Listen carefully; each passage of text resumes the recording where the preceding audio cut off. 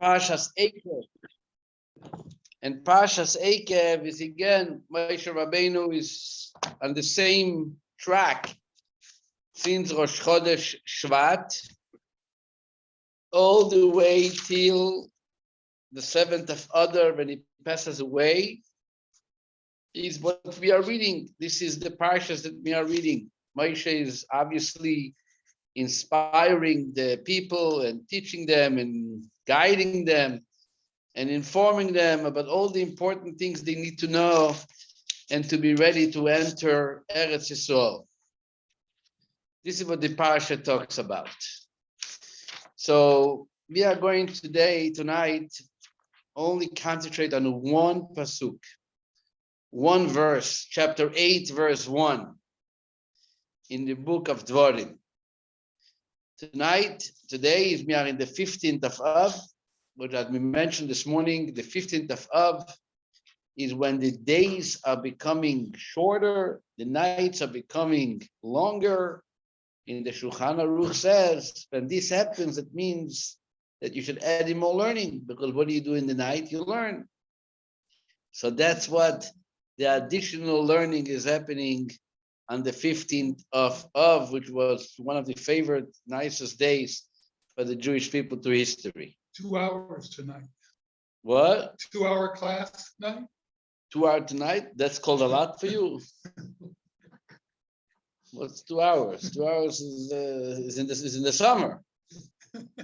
Now we're getting into the winter mode. Says the Pasuk, chapter 8, verse 1. Kol ha-mitzvah asher anoichi metzavcho hayoim tishmeru lasos. All the mitzvah that I command you today, you shall observe them. You should keep them. Leman tichyun, in order you will live, urevisem, and you will be multiplied, uvasem, and you will come, v'yerishtem esoretz, and you will possess the land, asher nishba Hashem la'avoi seichem, that Hashem had sworn to your forefathers. So everybody knows Hebrew here. So what is the word kol in Hebrew? Means all. All. That's what the word kol usually means. Kol hakavod, all the honor. Kol, azones hakoil. Koil is everything. All. All is a word which projects a lot of things. Mitzvah means what? A commandment. So isn't the word kol contradictory to the word mitzvah? Kol, all, if you begin a sentence in Hebrew and you want to say all children, so what do you say? Kol hayeladim, not kol hayeled. Right? Kol anashim, not kol aish. Kol means all. Then the proper language should have been kol mitzvot, all the commandments in the plural. All the commandments that I command you today, you shall safeguard, you should keep in order for you to enter the land. So why is it that the Torah begins kol ha-mitzvah? It seems grammar-wise it doesn't make any sense. Rashi was bothered with that question. And Rashi comes in first and it says, no, you can translate kol ha-mitzvah and it will mean, even the word mitzvah, the single word mitzvah means all the mitzvot. Because we find other verses in the Torah which is using a singular word, and yet it means in its plural. For example, when Yaakov says, "Vayehi li shor v'chamor," I had axes, and donkeys. He doesn't say shvarim, which would mean the proper plural word for not just one ox, many of them. Rather, he uses the single word shore. And Rashi actually says that why is he using the word shore, not shvarim? Because shore means the species of the axe, right? Shem amin. So you can use the expression of single, and it means a lot of them. And you too. Like saying human instead of humans. Exactly, like saying human instead of humans. Exactly. So here too, when it says kol mitzvah, it doesn't mean all a mitzvah, but then it wouldn't make any sense. But it means all the mitzvah, which mitzvah is a general term for the concept of mitzvot. Mitzvot are called mitzvah. Take, for example, a child is turning 13 and is becoming responsible for mitzvot. What do we call him? Bar mitzvot or bar mitzvah? Bar mitzvah. Bar is a Aramaic word, which means the son of mitzvah. So he looks at you. That's it? One mitzvah? No. Mitzvah is the term that you use for many mitzvot. For all the mitzvot are also referred to the word mitzvah. So Rashi says that here too, when it says kol mitzvah, it means literally, and this is what some commentaries are following with Rashi. The Varvanel actually writes that Morse commentaries, and he actually says b'chena emet. This is the true meaning of the word mitzvah does not mean one single mitzvah, rather it means all the mitzvot, and they are referred with the word mitzvah.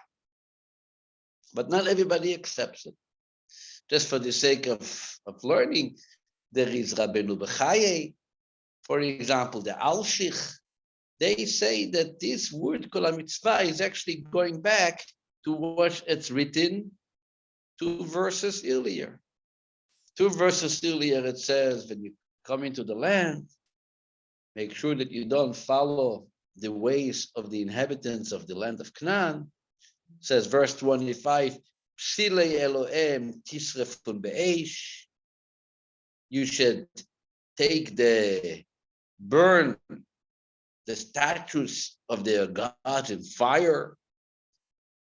Lo tachmod kesef v'zav aleim. Do not covet the silver or gold that is on them, meaning on the statues.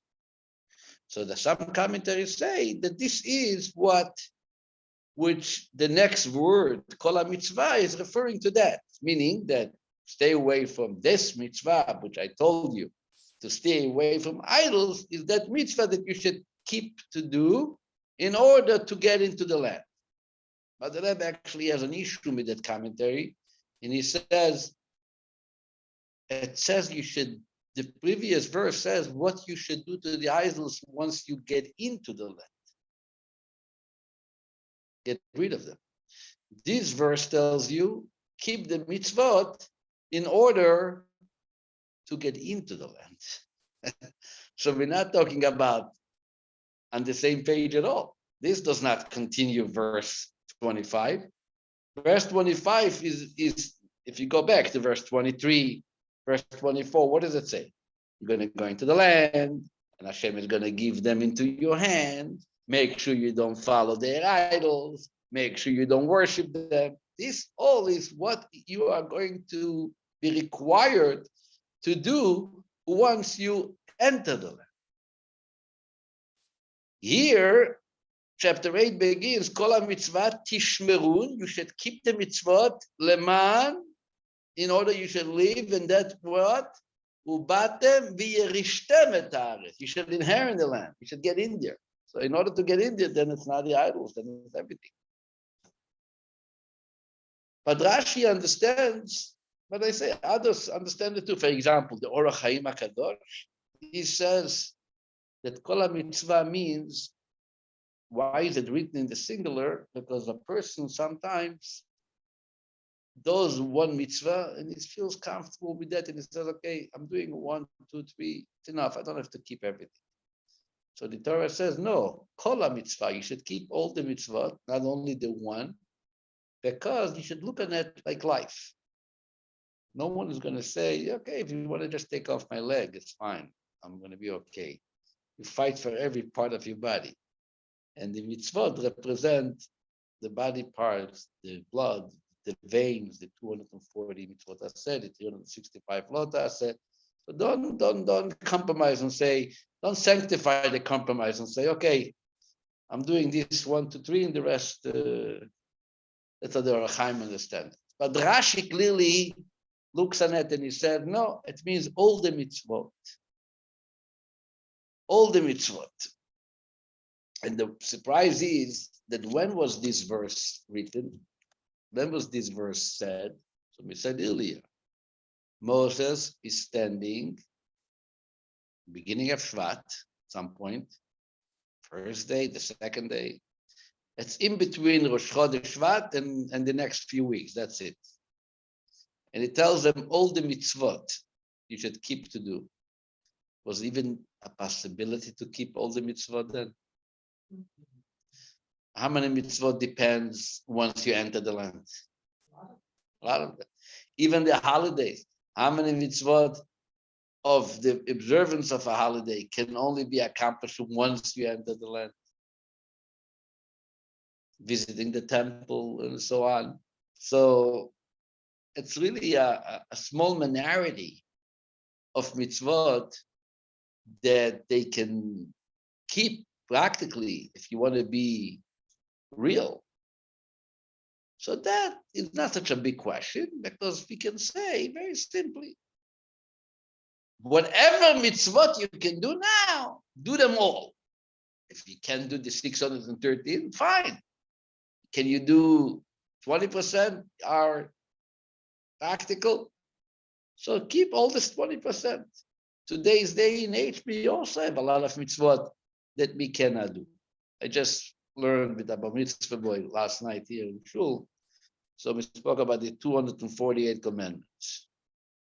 Mitzvah, never Abba Mitzvah in a couple of weeks. So I said, Rabbi, wow, 248. I thought of 8 times. Listen, let me just put it in perspective. 87 of these 248 are practical. How much is 87 out of 248 percentage-wise? 3%. 30%. I told them 30% is you only expected. There are 248, yes. But 70% of them you can study about. Practicing, you can only practice 87. That's the number that those who are counting and figured it out came up. The Rebbe Marash writes it in a mimer. He says 87. He brings the pasuk Rosho Ateret Paz. God said the head is crowned. Paz usually means like what we say Paz? Gold. So he says that the wood Paz is Pei Zion. Pei Zion is 87. That's why I remember the number. 87. Yeah, the negatives are obviously much more, but so many commandments relate to kings. So many commandments relate to the Beit HaMikdash. So many commandments relate to when all Jews are in Israel, not only some of them. There's so many commandments which is not practical till Mashiach comes. So this is what Moshe is also at that time. He's telling them all the mitzvot you should keep. Obviously, it doesn't mean all the mitzvot you should keep, all 613, because there was no 613 possible to keep at that time. So whatever mitzvot is possible to keep, that's what you should keep.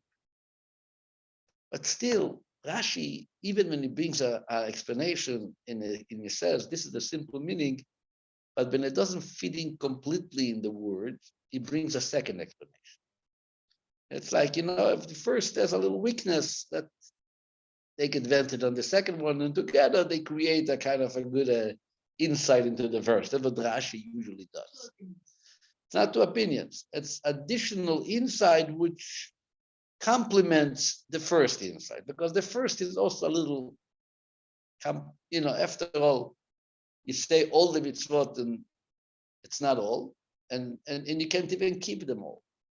And especially the word ha-mitzvah, all of the mitzvah, there usually is that significant mitzvah, the special mitzvah. Which special mitzvah is there that you need to do in order to get into the land? We never heard about a special mitzvah. They have to keep all the mitzvah. So Rashi comes and brings a second insight. And he says, you know what the word kol means? Like you say hakol. What's hakol? Everything. Or hakol means all. Not all the mitzvot, but rather all mitzvot you do, make sure you to do them fully. Kol mitzvah. Don't do part of it. Don't do half of it completely. Kol from the word of completion. Shleimut. Hakol. That's the Rashi's second explanation of kol mitzvah. And Rashi says something very interesting. Rashi says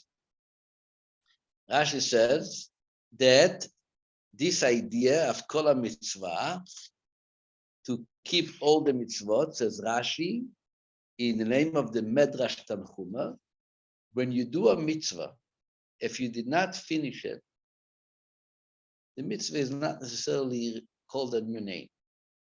If somebody else will come and somehow complete the mitzvah, finish the mitzvah that you started, the credit of the mitzvah is attributed to the finisher.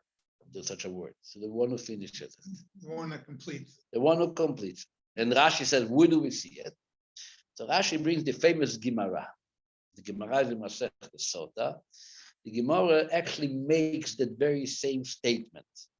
The Gemara says that all the mitzvot, when somebody comes and does a mitzvah without finishing, the one who finishes it gets the credit, and the mitzvah is referred to his name, attributed to his name. Says the Gemara, what's the source for it? Says the Gemara, there are two psukim. There is a pasuk, there is a verse in the book of Shmot, in the book of Exodus, talking about Yosef's casket. Remember when Yosef died in Egypt, he was buried in Egypt, but he made sure that they give an oath, they all took an oath, they swore that when they are going to leave the country, they are taking Yosef with them. He doesn't want to stay in Egypt. Says the verse in Parsha, in Chumash, in Parshat Shmot, so it says that Atzmot Yosef, Asher E'ela Moshe Mi'eretz Mitzrayim. In chapter 13, verse 19, it says, Vayikach Moshe et Atzmot Yosef imo. Who carried Yosef's bones? Moshe. Vayikach Moshe. Moshe is the one who's carrying the casket of Yosef. This is in the book of Shmot. Later, when you get to the book of Joshua, the book of Yeshua, which is really discussing how they enter Israel, comes chapter 24. So it says, Ve'et atzmot Yosef asher ehelu bnei Yisrael mimitzrayim kavru b'Shechem. That the bones of Yosef, that the Israelites brought up from Egypt, they buried it in Shechem. This is where Yosef's burial spot is. Says the Gemara, I don't understand. In Chumash it says, Vayikach Moshe et atzmot Yosef. Moshe took the bones. Comes later in the book of Yeshua, it says that the bones that the Jewish people brought up, they buried in Shechem. They brought up. Moshe couldn't enter the land. So the last segment of this 40 years journey was that the Jewish people who took care of it. Says the Gemara, that's exactly the point. The fact that they finished the job, so it's always going to be referred on them. But somebody's going to want to know who buried Yosef. The Jewish people buried Yosef. Moshe slept it for 40 years and he made sure, but everybody else is busy with other things, that he's taking Yosef's casket with them. Yes, but he only did part of the job. He didn't finish it. Moshe didn't finish it, not because he didn't want to finish it. Because it was a decree that he can't enter the land. Doesn't matter. You still didn't finish it. You didn't finish it? Sorry, it's not on your name. That's what the Gemara says. So Rashi brings from the matter that the same idea is when it says over here, Kol mitzvah. Kol mitzvah means make sure, God says, to keep and to do the mitzvah in its completion. Kol mitzvah. Don't do part of it. In Yiddish, my Baba used to have an expression, I don't know if it works in English. A nar means a fool. Weist man a halbe Arbeit. A fool, you show him half of work. Not sure what it means in English, but there was like, someone who is not smart doesn't finish his job. A smart person brings it to the end. You don't leave it hanging, as they say in America. Don't leave the mitzvah hanging. You want to enter the land, you should know that kol mitzvah. Kol mitzvah. So the Rabbi actually says a very interesting insight into this Rashi. But after all, we understand that we have to do mitzvahs. And we understand also that we have to do mitzvahs in its fullest. But to say that this concept of finishing a mitzvah to the end is what gets us into the land needs a little further explanation. What is unique? What is so special about this idea that Moshe says, what's going to give you the ultimate credit? The fact that you're going to do the mitzvah as a complete manner. What's so special about it? The Rebbe says something very interesting, something very special. He says, when Moshe Rabbeinu, when the Jewish people are entering the land, what was the original credit, so to speak, for entering the land of Israel? What was our right to enter the land? What was our merit to enter the land? The merit of our forefathers. What was the merit of our forefathers? God swore to our forefathers, Nishbati la'Avraham, Yitzchak, Nishbati la'avotechem. Hashem swore, like the verse actually says. Ubatem v'yirishtem et haaretz, you should inherit the land. Asher nishba Hashem la'avotechem, the land that Hashem, God, swore to your forefathers. So the basis of coming into Eretz Yisrael, meaning the essential right of going into the land, has to do with what? God swore. God promised. Promised. It's an oath. Completing this. He said, I'm swearing to you that you're going to get this land. Yet, at the same time, it does require the merit of those who conquer the land. They are masim tovim. They are good deeds, right? They had to do it, because if we wouldn't do good deeds, God will keep his oath, but maybe not for their generation. You can keep the oath in storage. I'm not taking back my oath. I promised. For when? You don't deserve it. I have time. I'm keeping it in my treasure, right? In order for them to enter the land, they have to work. They have to deserve it. And that is the mitzvah that they are doing together with God's oath, is what gets the Jewish people into the land. So the Rebbe says, Moshe Rabbeinu is telling the Jewish people as follows: you're going to do mitzvot. And because of this mitzvot, you're going to enter the land. Obviously, it's not only your mitzvot. There is the mitzvot which was already done by the entire generation before you. A lot of people were there who did a lot of good deeds for 40 years, but happens to be they're not making it to the land.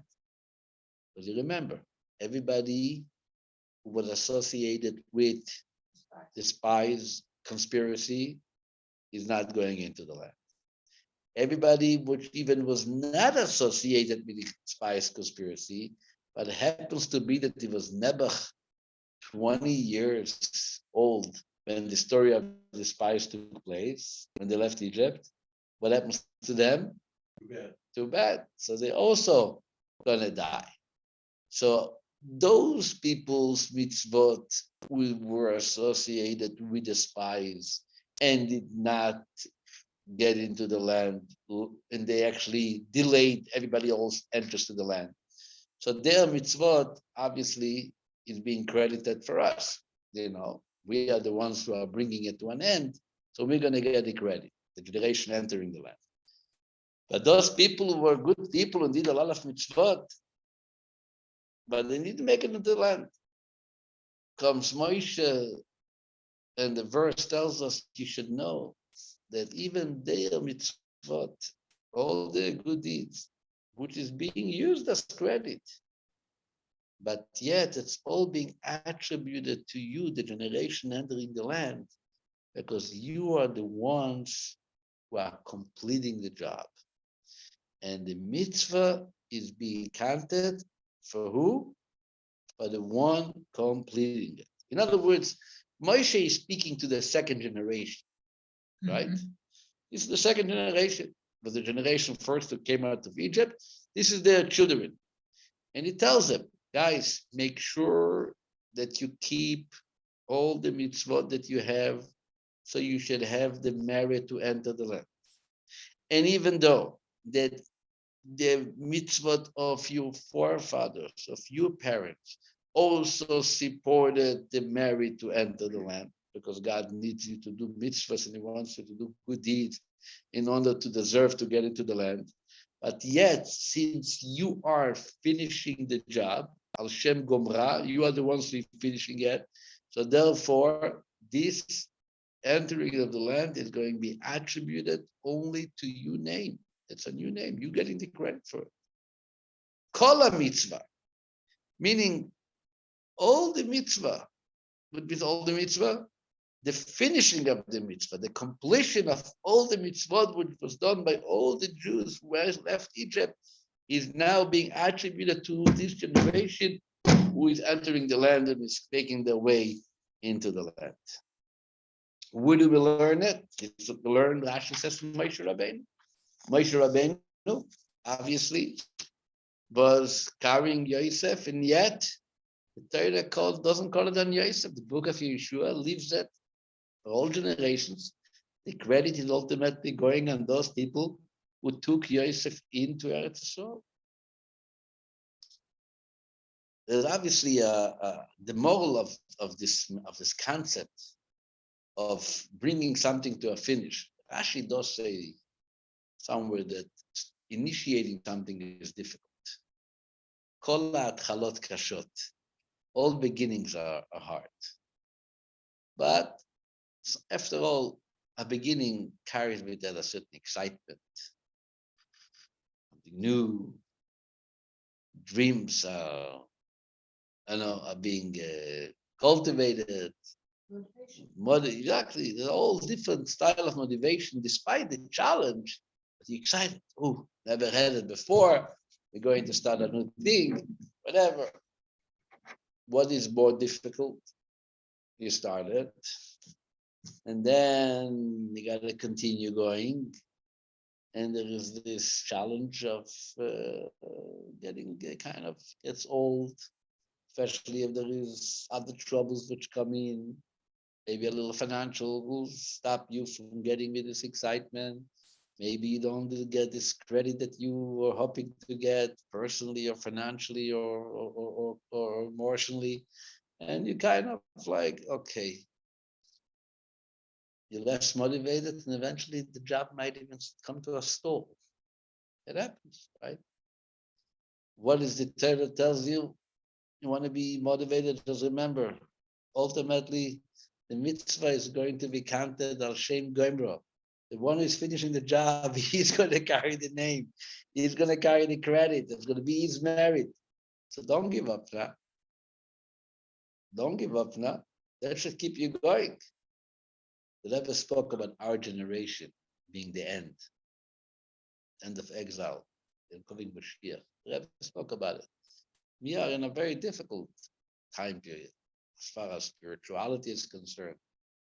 We don't have the same value of mitzvot the way maybe it was done by our ancestors, the same enthusiasm, the same excitement, the same carefulness.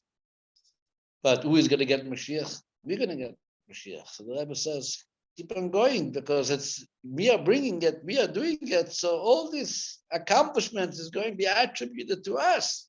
We are the generation who finishes it. It's interesting to point out that the Rebbe once spoke about the frag, that's Fardea, the plague in Egypt. It says in Rashi, how many frags were there? It says in the verse, Batal Hatzfardea, not Sfardeim again. Now the frags, what came up? A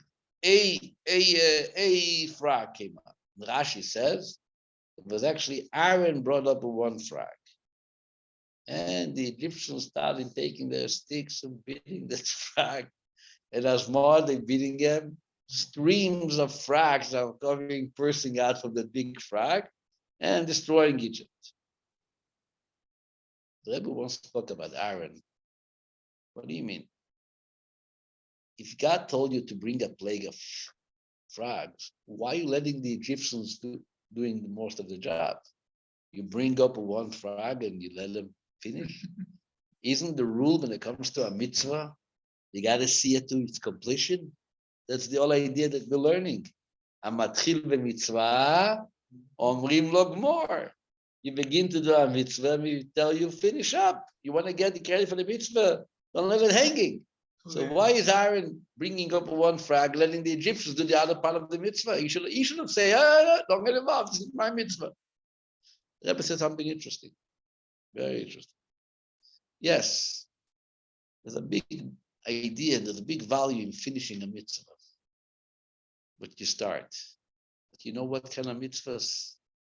Mitzvah of tzedakah, mitzvah of chesed, kindness. Don't let it hang. You made a pledge, pay it off. You see someone in need, you want to help him, don't help him halfway. Make sure that he's being helped. When it comes to punish someone, even punishing the Egyptians, you started. Don't rush. Who knows? Maybe that's enough. Maybe God doesn't want you to do more. When it comes to hit someone, like the Malkot, what does it say by lashes? The Torah says, be careful. You lash him only to the amount which was the 29 is the max. Yeah, man. But be careful, pen Yosef, right? Be careful, perhaps you will add an extra lash and then you will be punished. So when it comes to Malkot, when it comes to lashes, when it comes to even punishing those who deserve punishment, like the Egyptians, Aaron looked at this principle and finished the mitzvah and said, I don't think God means this mitzvah. The other mitzvahs, this mitzvah, one frag, let's see what happened. The Egyptians brought it on themselves. Well, do what you want. That makes it worse. That's their problem. But the idea of not always considering this concept of a matchil b'mitzvah, omrim lo gmor, is a very important idea to know that it doesn't go across the board. When it comes to hit someone, imagine God say, I want you to go beat up David. Volunteer. One, you give him a lash, but you're going to say, how much does God want? Give him a little pad and move away. Maybe that's what God wants. You're going to get more instructions. There was two Hasidim of the Rebbe. And they were very, very strong Hasidim, very committed, but very different personalities. One was Chesed, the other one was Bura, completely.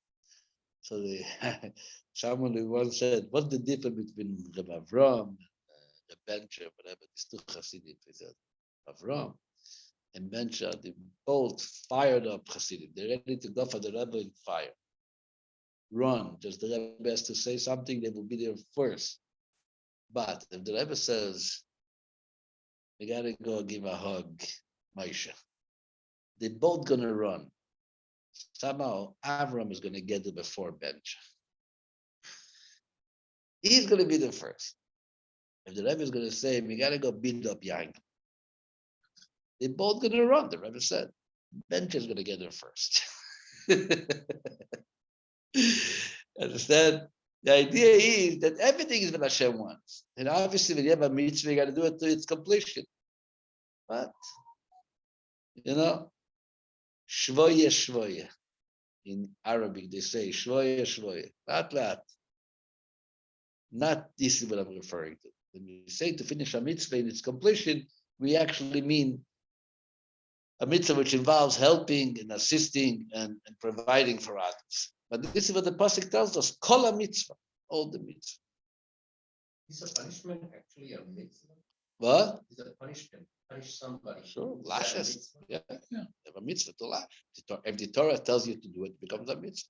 Anything that follows God's instructions is a mitzvah. Mitzvah means God's command. It's one of the positive mitzvahs. Not the There is a positive, there's a positive mitzvah, there's a negative mitzvah. This is mostly a positive mitzvah. There's an interesting discussion which is brought down in halacha. It's brought down in different books of response. So apparently there was a question which came up in different occasions. And the question is, this is actually, the one I'm going to share with you is a book called Dvar Shav Yaakov. Yaakov, his name was Rabbi Yaakov Parsh. He was born in Prague. Later, he was the head of the Beit Din in Frankfurt, which he passed away. Tafkuf. Tafkuf is exactly, we are now 5,783, and that was 5,3. 5,7,500. So what is that? 283 years ago, almost 300 years. I have the book. He discusses the following story, halachic question. Somebody came and offered a shidduch. He uses names. He says Reuven. He says Reuven is a son, Shimon is a daughter. Levi came and he told Shimon, Reuven's son is a good shidduch for you, daughter. Shimon says, I'm not interested. I'm looking for a certain type of boy, a Torah scholar. Don't even talk to me about it. Fine. So Levi leaves. While later comes Yehuda to Shimon. So they have a good idea for your daughter. Who? Reuven's son. I don't want to hear about it. Listen, I'm telling you, she's a great girl. I'm telling you, she's a good boy. He went on his case and eventually convinced Shimon to let his daughter date and meet Reuven's son. And lo and behold, Mazel Tov, the shidduch happened. Comes Levi and he says, hold on. You can't just pay money to the broker. Shadchan is like a broker. You can't just pay money to Yehuda. I initiated the idea. I was first. And you have to pay me something too. And Yehuda says, what do you mean? You don't deserve nothing. The guy didn't want to hear you. And you left.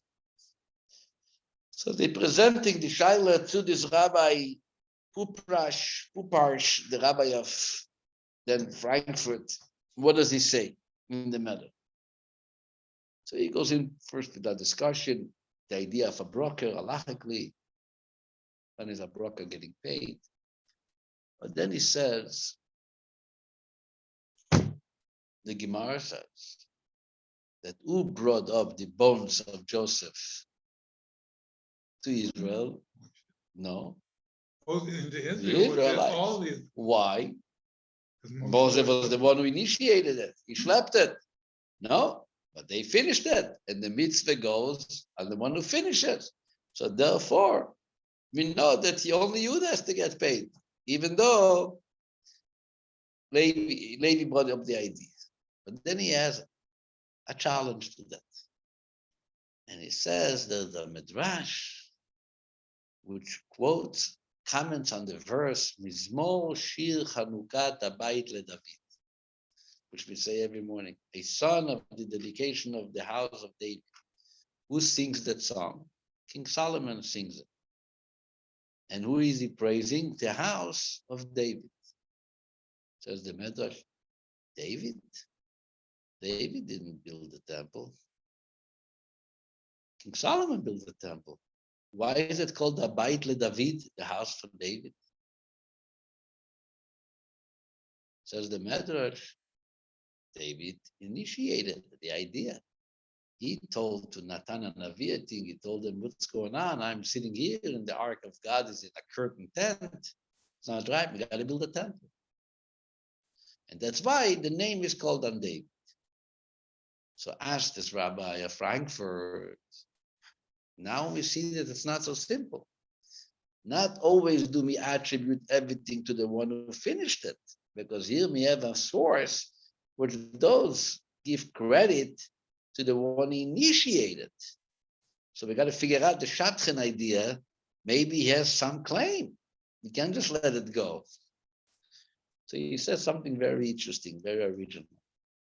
He says as follows. There are two types of initiators. There is the initiator which brought up an idea, which without him bringing up the idea probably would have never come. Meaning it's like a pattern. He made it. Nobody else thinks about it. And in such a case, when somebody comes and finishes, we can't give all the credit to the one who finished that, but you wouldn't have not come up on it.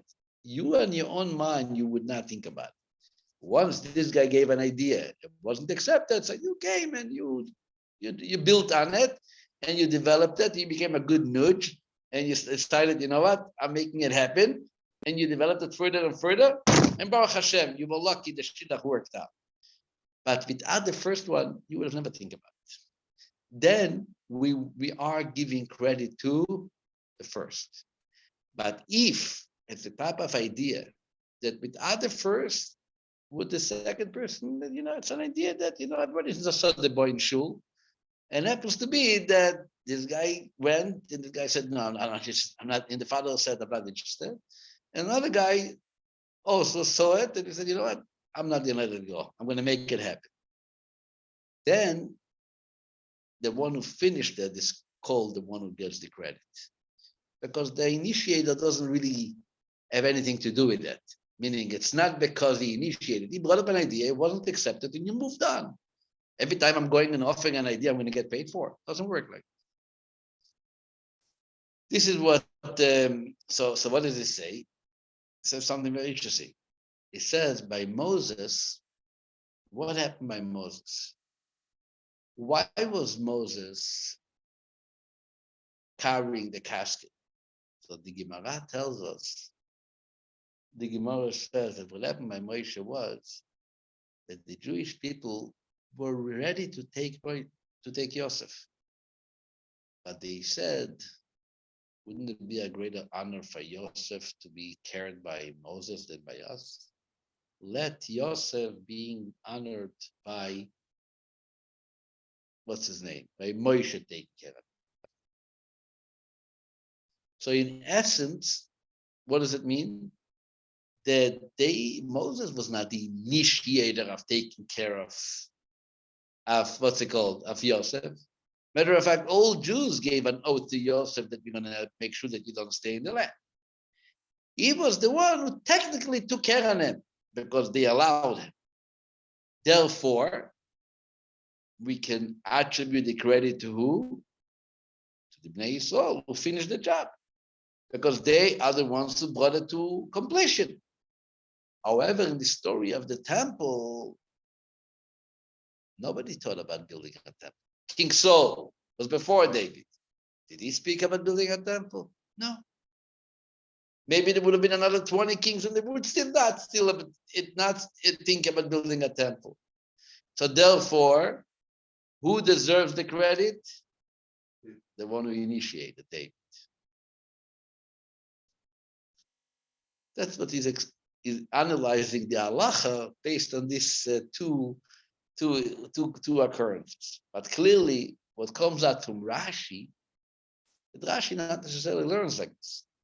Rashi doesn't pay attention to the one who finished that, because he could have been the one initiating it or not. Rashi learns that there was the last generation who Moshe is telling them, do the mitzvah, that's going to serve as credit to enter the land. What about the first people who did their work? Doesn't matter. We are only considering which is bottom line. The bottom line is they are the ones who brought him in. Matter of fact, there is a Talmudic source even regarding Joseph. It wasn't so simple that they gave Moshe the honor to take care of Joseph. There's a Gemara that says that they were too busy with the booty, right? With the spoil, with collecting all the gold. So it wasn't so clear that it's, I think Rabbi, people like sometimes to give respect to the rabbi to do the hard job. I think it's, probably that's what you want to do. Sometimes I ask people to go lead services. I don't want to do it. I don't want to do it. I don't want to, I want to have myself sitting down. Maybe I don't want to stand all the time. And sometimes people like give me the feel, Rabbi, isn't that what you want to do? Like, wouldn't it be nicer? Shkoyach, thank you. So what's the idea over here? What are we finishing up over here? What we clearly coming out is when you read this pasuk in this week's Parsha, Kol mitzvah shel Mordechai mitzavcha hayom, we clearly see over here that yes, we have a big job on us because we are finishing the job. We are bringing it, how do you say in English, to the finishing line. And all the generations before us, which definitely contributed so much to bring an end of the galus, will all look at us, little fishers, and say, wow, you're the one who made it. We are the ones who made it. A mitzvah Shem Gomra. The mitzvah goes on the one who finished it. We just have to keep on going. It's not so easy. But knowing that we are going to be the ones making it should give us some courage and encouragement and inspiration to get to the finishing line. Let us be speedily in our days. Amen. Amen. I think that Kol mitzvah, this is, I'm sure somebody in the Talmud has said it, is that Kol mitzvah may mean that don't treat it as this is less than else. Treat all of them in the same way. Yeah, that's in the beginning of Eikev, actually. It says, Eikev, Tishmon. So Rashi says, Eikev are those mitzvahs that people step with their heel. Eikev is the heel of the foot. And the idea is that don't give any greater respect to that which looks for you more important, but rather treat all mitzvahs equally. True. What else he wanted to say? Why we have those really? Why? Because we are in a generation which has so much darkness, and we still come to learn, and we still go to shul. Then I guess, like it says, Moshe Rabbeinu. Moshe Rabbeinu, it says, was more humble than any person on the face of the earth. Chassidus says, why was he so humble? Come on, you got to know yourself. You're meeting God. They are not going to meet God. So what are you playing shtick? You're humble. So Chassidus always says he was humble because he looked at our generation and said, wow, they never meet God. They have nothing, and they're still keeping their emunah. I'm humble in front of such a people. So, but yeah, we got to keep ourselves chazak. with Hashem's help. Kol mitzvah. Finish up the mitzvah. Thank you very much, everybody. Thank you very much. You're very welcome. Laila Tov. Thank you, How are Rabbi. you here? Who is Laila here? Tov. Let's see. I Thank see our you. friend from Illinois, and I Yep. see Luba. Are you in town? I don't hear you. You have to unmute yourself. I don't hear you, Luba. You're talking to the walls. You are muted. You have to unmute yourself. Laila Tov Mevorach. I don't hear you. No, they don't unmute themselves. I can't hear them. Okay, guys, I don't hear you. Be well. Call me if you're able to tell me. Sei gesund, Laila Tov. All the best to you. Thank you.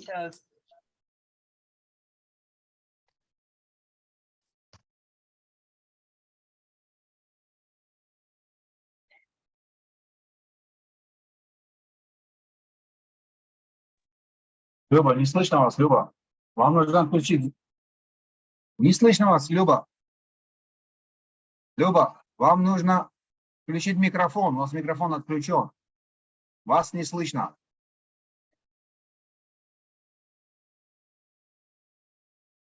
Люба, Павлична, слышите? Надо включить микрофон. Там у вас есть кнопка, зачеркнутый микрофон. Надо его включить.